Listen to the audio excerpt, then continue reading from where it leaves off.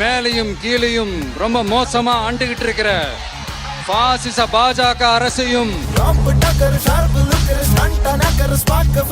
அடுத்து delimitation, parliament தொகுதிகள் மறுசீராய்வு.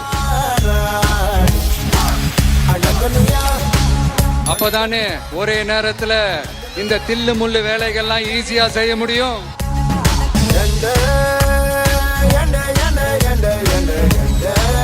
மேலையும் கீழையும் ரொம்ப மோசமா ஆண்டுகிட்டு இருக்கிற பாசிச பாஜக அரசையும்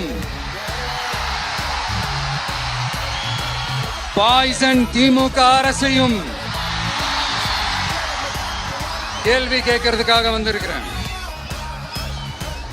இந்த பாஜக அரசு நம்மள கொஞ்ச நெஞ்ச கொடுமையாங்க செய்து பீகார்ல 65 லட்சம் வாக்காளர்கள் ஓட்டர் லிஸ்ட்லயே காணோமா.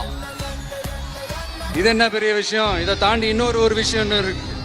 இந்த எதிர்கட்சிகள்லாம் ரொம்ப சிம்பிளா சொல்ற மாதிரி சொல்லணும்னா, ஓட்டு திருட்டு, வீட்டு நம்பர் 0ன்னு போட்டெல்லாம் ஓட்டர் ஐடி கார்டு கொடுத்துருக்காங்கன்னா பாத்துக்காங்களேன்.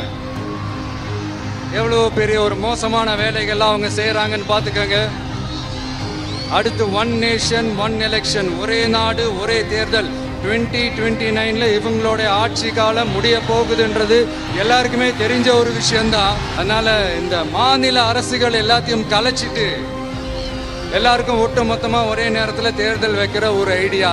அப்பதானே ஒரே நேரத்துல இந்த தில்லு முள்ளு வேலைகள்லாம் ஈஸியா செய்ய முடியும். இதுக்கு பேர் என்னங்க? ஜனநாயக படுகொலை தானே. அடுத்து டீலிமிட்டேஷன், பார்லிமெண்ட் தொகுதிகள் மறுசீராய்வு. நம்ம சவுத் இந்தியாவை விட நார்த் இந்தியாவுக்கு அதிகமான பார்லிமெண்ட் தொகுதிகள் கிடைக்கிற மாதிரி ஒரு மோசடி வேலை ஒன்று செஞ்சுக்கிட்டு இருக்கிறாங்க.